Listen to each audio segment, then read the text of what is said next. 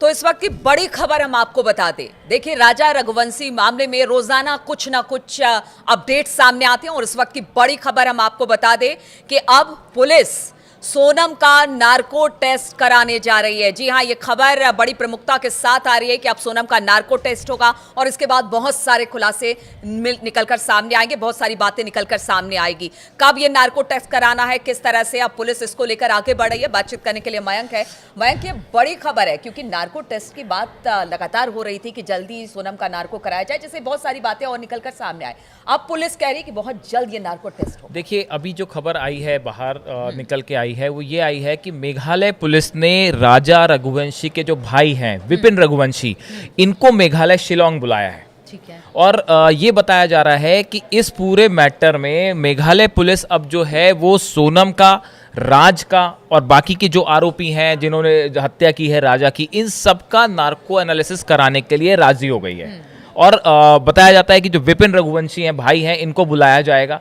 इनसे एक proper application file होगी हाई कोर्ट में कि हम चाहते हैं कि सोनम का नार्को एनालिसिस करवाया जाए। देखिए, 2 दिन पहले हमने खबर बताई थी कि जो विपिन रघुवंशी हैं, राजा के भाई हैं, इन्होंने कहा था कि हम अपने 3 वकील जो हैं वो अपॉइंट करने जा रहे हैं शिलोंग में और दिल्ली में। हम हाई कोर्ट में अपील करेंगे कि सोनम का नार्को एनालिसिस होना चाहिए। शुरू से ये मांग कर रहे थे और इन्होंने कहा था कि फिर जरूरत पड़ेगी तो हम सुप्रीम कोर्ट भी जाएंगे। लेकिन मेघालय पुलिस का ये कहना था कि भाई इस मैटर में जो है हमारे पास हर चीज हमको पता चल गई है और राज के साथ लव ट्रायंगल था, इसीलिए जो है ये हत्या हुई, ऐसा फौरी तौर पर मेघालय पुलिस मांग के चल रही थी। लेकिन इसके बाद भी बहुत सारी चीजें ऐसी हैं जो साफ नहीं है। आखिर हत्या का मोटिव क्या था? क्या सिर्फ लव ट्रायंगल की वजह से ये हत्या हुई?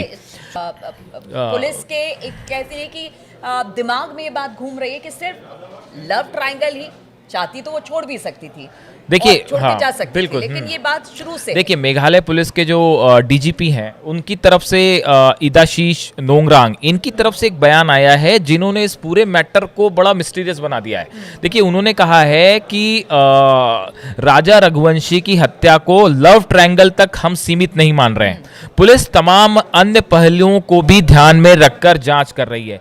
यह सामान्य बात नहीं है कि शादी के कुछ दिनों के अंदर ही सोनम अपने पति के प्रति इतनी दुश्मनी पाल बैठे कि उसकी हत्या कर दे।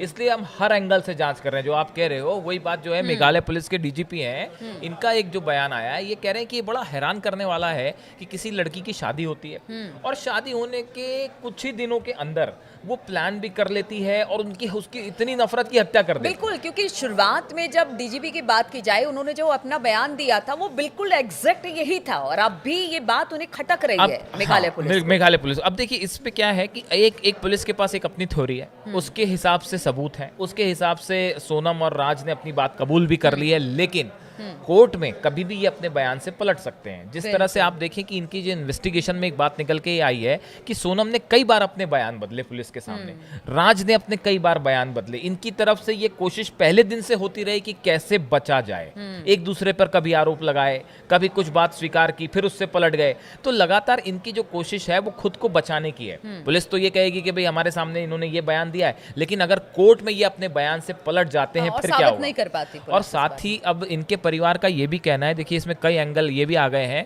जो राजा का परिवार है उनका तो ये भी कहना है कि सिर्फ सोनम का ही नहीं, सोनम के परिवार के सब सदस्यों का नार्को एनालिसिस होना चाहिए। शुरू से ये आरोप लग रहे हैं कि क्या इसमें सोनम के परिवार के लोग भी शामिल हैं। देखिए, जो गोविंद है, सोनम का भाई जो है, इसको लेके राजा के भाई की तरफ से एक बयान आया है कि सोनम के भाई गोविंद ने कहा था कि मैं आप लोगों के साथ हूं, राजा को न्याय दिलाने की उसने बात कही थी। अगर वो अपनी बात पर टिका रखता है तो हमें कोई तकलीफ नहीं होगी, लेकिन अगर वे लोग पलटते हैं तो ये भी उसी तरह का धोखा होगा जैसे सोनम ने दिया। इसके साथ ही एक बड़ी बात ये भी आई है कि सोनम का जो भाई है गोविंद, उन्होंने जो है इनकी शादी की फोटो वाली पेन ड्राइव मांगी है जिसमें वीडियो हैं सोनम के। ये बहुत पॉपुलर हो रहे हैं सोशल मीडिया में, सोनम और राजा के जो वीडियो हैं शादी के पॉपुलर हो रहे हैं। तो गोविंद ने इनके परिवार के पास, राजा के परिवार के पास जो पेन ड्राइव है जिसमें ये वीडियोज़ हैं, फोटोज़ हैं, उसकी एक कॉपी मांगी है। तो इसको लेकर भी बड़ा थोड़ा सा संदेह उठाया जा रहा है कि भाई ये क्यों चाहते हैं कि वो कॉपी मिले। और इनका कहना है कि ये एक बड़ा सबूत है, इसमें शादी की जो फुटेज है इसमें से कई चीज़ें निकल के सामने आ सकती हैं जो कोर्ट में प्रूफ का काम कर सकती हैं। हाँ, बिल्कुल। तो अब देखिए कुल मिला के जो डेवलपमेंट ये है, सोनम का पूरा परिवार इस वक्त संदिग्ध है, संदेह के बिल्कुल, दायरे में है, इसमें हाँ। कोई शक नहीं है कि क्या उसको सोनम ने अपनी माँ को, देखिए बहुत सारे सवाल हैं जिनके जवाब नार्को से मिल सकते हैं। क्या ये किसी बड़े और रैकेट का हिस्सा तो नहीं था राजा का मर्डर? हाँ। इसमें क्या परिवार के कोई लोग भी शामिल थे? क्या परिवार के लोग जानते थे कि क्या होने जा रहा है?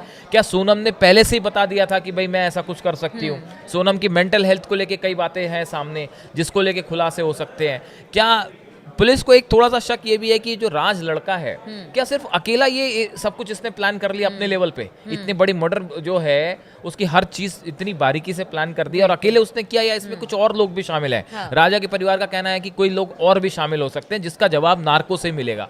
तो अब देखिए ना सिर्फ पूरा मध्य प्रदेश, पूरा देश इस बात की मांग कर रहा है कि सोनम का नार्को एनालिसिस होना बहुत जरूरी है, और राज का तो हो ही हो, साथ में बाकी जो आरोपी हत्या उनका भी होना चाहिए। परिवार की तरफ से ये भी मांग है कि जो सोनम के परिवार के कुछ ऐसे लोग जो संदेह के दायरे में, इनका भी नार्को हो। लेकिन एक बड़ा अभी इसमें बाधा ये बनेगी कोर्ट में, क्योंकि सुप्रीम कोर्ट जो है वो नार्को एनालिसिस टेस्ट के फेवर में जनरली नहीं होता। रहता, सुप्रीम कोर्ट की तरफ से कहा गया है कि भाई किसी भी शख्स को आप अपने खिलाफ गवाही देने के लिए मजबूर नहीं कर सकते। बात नंबर 1 जो पहले वर्डिक्ट्स दिए हैं सुप्रीम कोर्ट ने।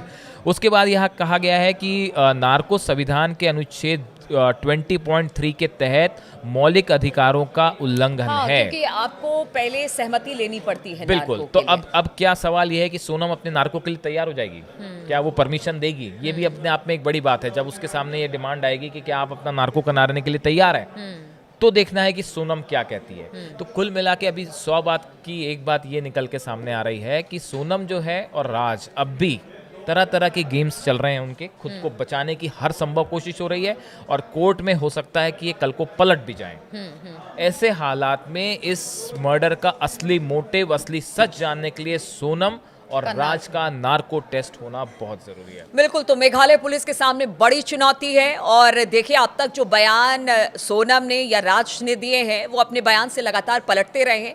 ऐसे में अब मेघालय पुलिस चाहती है कि सोनम का नार्को हो, लेकिन क्या सोनम इसके लिए तैयार होगी? और जब सोनम का नार्को होगा, अगर होता है तो किन किन सारे सवालों का जवाब निकलकर सामने आता है? क्योंकि देखिए राजा रघुवंशी कि जिस तरह से हत्या की गई, पूरा देश यही कह रहा है कि जिसने भी राजा रघुवंशी की हत्या की उसको सजा जरूर मिले। अब देखना होगा कि क्या नार्को से राजा रघुवंशी की हत्या का खुलासा हो पाता है, देखने वाली बात होगी।